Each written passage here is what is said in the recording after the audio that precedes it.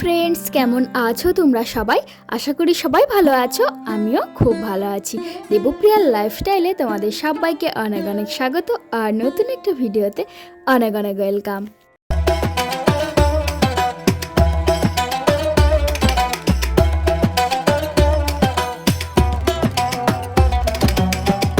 কালকে রাত্রিতে ঘুমানোর আগে আমি কিছু বাতাসা আর অল্প কাঁচা ছোলা ভিজিয়েছিলাম, যেটা আমরা প্রত্যেক দিন সকালে খাই, তবে প্রত্যেক দিন নয়, মাঝে মধ্যে।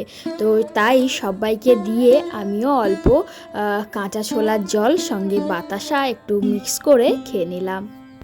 আমাদের ঘরে আমার বাবা বলতে আমার শ্বশুর মশাই, উনি শুধু চা খান, বাড়িতে আর কেউই আমরা চা তেমন খাই না। তাই এই অল্প চা দেখলে তোমরা কমেন্ট করতেই পারো যে এত অল্প চা কে খায়। তো তাই একজনের চা তাই এত কম দেখাচ্ছে।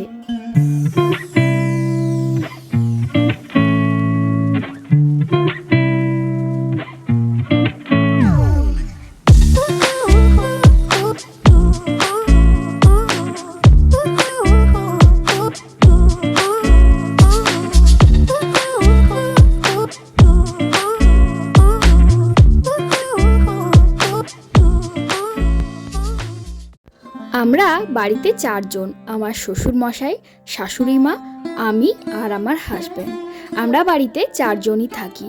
আর এই চারজন থাকার জন্য আমাদের বাড়িতে কাজকর্ম অনেকটাই কম। তাই চারবেলা খাওয়া হচ্ছে, কিন্তু কাজকর্ম কিছুই হচ্ছে না। তাই একটু আমার শরীরটা লেগে গেছিলো। তাই ভাবলাম সকাল সকাল প্রত্যেক দিন যদি একটু এক্সারসাইজ করি, হয়তো শরীরটা একটু হেলদি থাকবে। তাই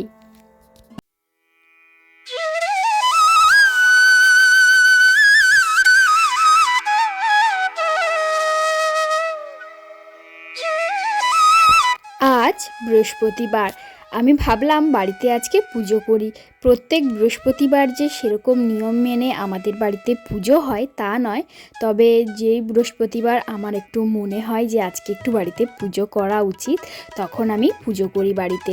নইলে অন্যান্য দিন যেরকম ঠাকুরকে ফুল ধূপ দেওয়া হয় সেটা তো দেয়াই হয়, তবে আজকে একটু পুজো করতে ইচ্ছে করলো, তাই একটু মন ভরে পুজো করতে এলাম আমাদের ঠাকুর ঘরে। অবশ্য আমাদের ঠাকুর ঘর সেরকম রেডি হয়নি এখনও, আমাদের ঘরটাই এখনও পুরোপুরি রেডি হয়নি। যখন পুরোপুরি কমপ্লিট হবে তখন আমরা ঠাকুর ঘরটাও আলাদা করে বানাবো। কিন্তু এখন বর্তমান ঠাকুর ঘরটা আমাদের মায়ের ঘরেই থাকে আমাদের সমস্ত ঠাকুর। সত্যি আমরা ঠাকুরের কৃপায় কতটা ভালো আছি, তাই না? না হলে 3 বেলা ভরপেট আমরা খেতে পাচ্ছি, পোশাক পরিচ্ছদ সব কিছুই ভালোভাবে পাচ্ছি, মনের আনন্দে আছি বেঁচে থাকার জন্য। এছাড়া আর কি প্রয়োজন আমাদের, তাই না? কিন্তু পৃথিবীতে এখনও অনেক মানুষ আছে যারা 3 বেলা ভালো করে খাওয়া তো দূরে যাক, এক বেলাই ভরপেট খেতে পান না। আর পোশাক আশাক তো সেগুলো দূরেই থাক। আজ বসে বসে একটু মোবাইল দেখছিলাম, হঠাৎ একটা ভিডিও আমার চোখের সামনে এলো। চলো কি ভিডিও তোমাদেরকে দেখাই। ভিডিওটা এই দিদিটার একটা ভিডিও, যেখানে এই দিদিটাকে আমি অনেক দিন থেকেই চিনি, তবে রেগুলার যে ভিডিও দেখা হয় সেটা নয়। এই দিদি শর্টস ভিডিও আপলোড করে বিভিন্ন গানের ওপরে।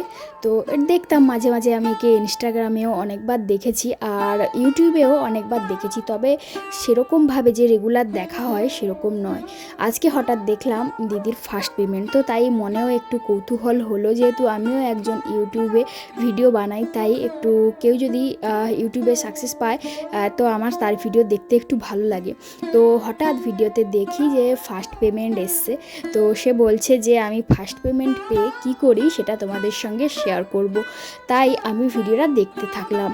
দিদিটা ফার্স্ট পেমেন্ট নিয়ে চলে গেল তাদের কাছাকাছি একটা গ্রামে, যেখানে একটা ইটভাটায় কিছু মানুষ কাজ করেন, যারা 4 বেলা তো দূরে থাক, এক বেলাও ভরপেট খেতে পান না। দিদিটা যখন ছোটোবেলায় জেনেছিল যে এরা এখানে কাজ না করলে এদের দিন চলে না, তখন ছোটোবেলায় ভাবতো যে আমি যদি বড় হয়ে কিছু করতে পারি এদেরকে একটু সাহায্য করব।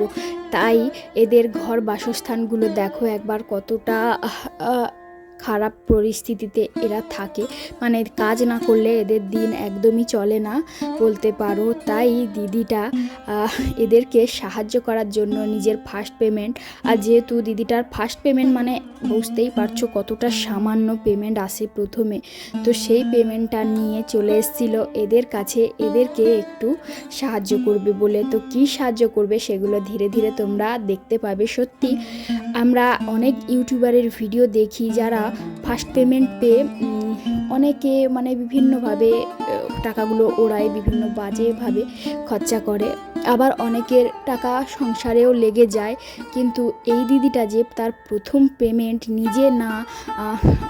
নিজের প্রয়োজনে না ব্যবহার করে যে সাধারণ মানুষের কাছে বিলিয়ে দিয়েছে, সেটাই মানে সত্যি আমার মন পুরো জয় করে নিয়েছে একদমভাবে। অনেক ইউটিউবারের ভিডিও আমি দেখেছি, এতদিন পর্যন্ত দেখি, তবে আমার দেখা ইউটিউবারের মধ্যে আমি বলবো আজকের এই দিদিটার ইউটিউব চ্যানেলটা আমার কাছে সবচেয়ে বেস্ট লেগেছে, আর এই ভিডিওটা আমার কাছে সবচেয়ে ভালো লেগেছে। সত্যি বাচ্চাগুলো দেখো কতটা মনের আনন্দে দিদিটার সঙ্গে খেলা করছে।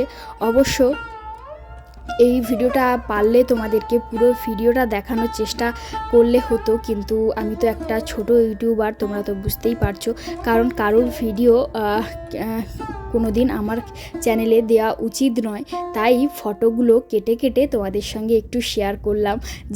মানে আমার খুবই ভালো মানে কৌতূহল হলো মনে যে তোমাদের সঙ্গে এই দিদিটাকে একটু শেয়ার করি, যাতে তোমরাও এই দিদিটার ভিডিও আরও বেশি বেশি করে দেখো, যাতে এই দিদিটাও আরও বড় হতে পারে, জীবনে আরও কিছু করতে পারে। সত্যি আমাদের দ্বারা তো সম্ভবই নয়, মানে আমি সত্যি অনেক দিন থেকে ইউটিউবে আছি, পরিশ্রম করছি, কিন্তু এখনও ইউটিউবে সেরকম কোনো সাকসেসই পাইনি। যদি কোনো দিন সাকসেস পাই তো আমি চেষ্টা করব আমার প্রথম পেমেন্ট আমি সাধারণ মানুষের মধ্যে বিলিয়ে দেব। ধন্যবাদ আমার সাথে থাকার জন্য।